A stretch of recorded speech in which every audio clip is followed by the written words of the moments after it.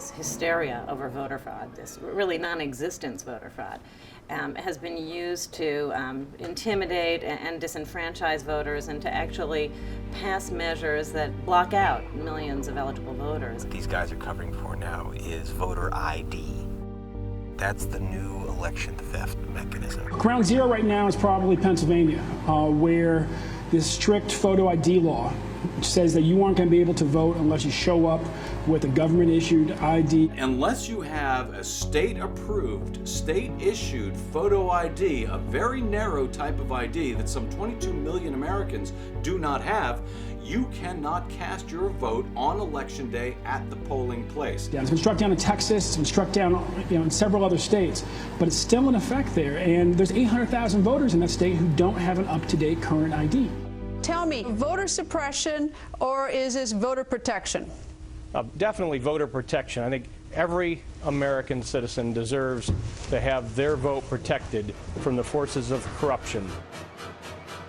Republicans have figured out that the fewer people that actually vote, that actually get to cast a vote, better their chances are of winning.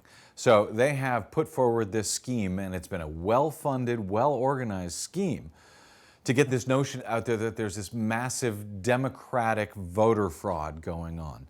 Illegal immigrants are not rushing into polling places to get themselves nabbed. It doesn't even make sense to, for an individual to commit voter fraud. The penalties are really high. You can face 5 years in jails, $10,000 in fines. One Hispanic organizer told me it's really difficult to get people to vote once. You're trying to bamboozle people that don't know and saying to them, vote fraud is all over the place.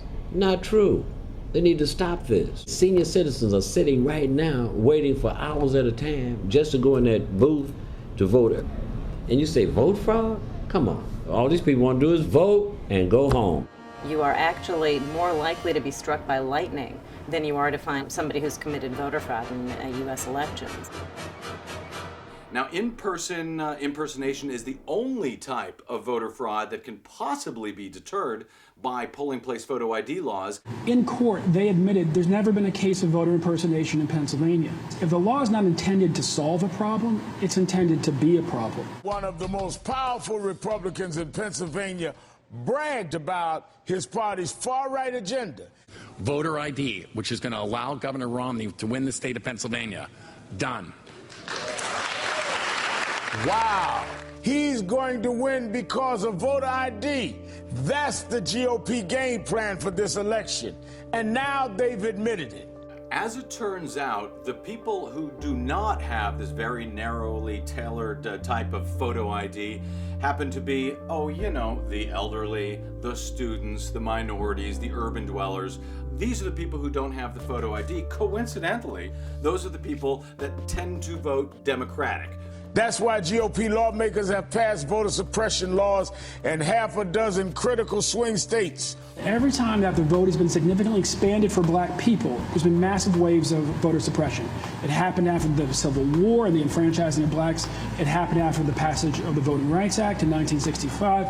And here it comes again, after we break the color barrier at the White House for the first time with the largest, most diverse presidential electorate ever. I think it is because they don't want Obama in there.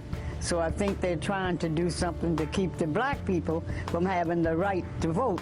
We knew that these voter ID bills were coming down the pipe, and many states had already passed. In doing our digging to see where these bills were coming from, our research soon led to ALEC.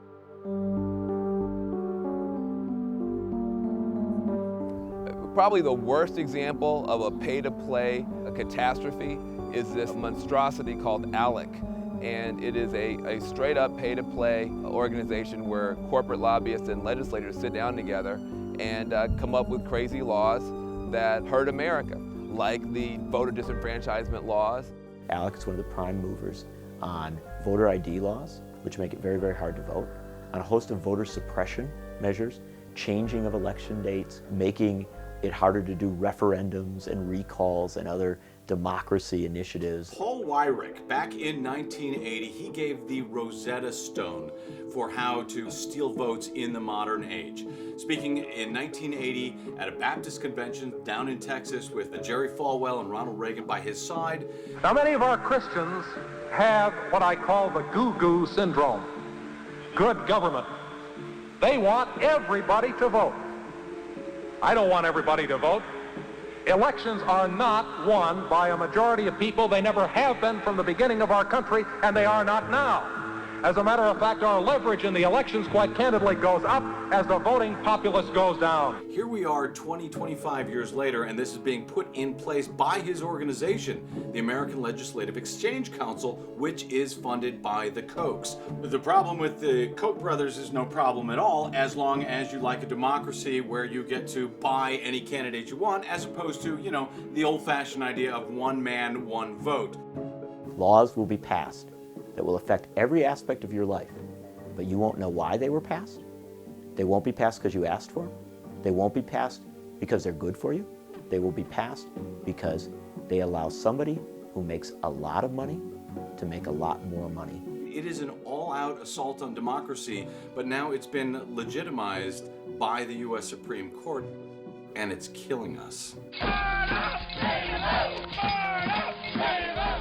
They need to really stop this shenanigans of trying to make it harder for people to vote in this country. There are a few things that you can do to optimize the chances of your vote being counted this year.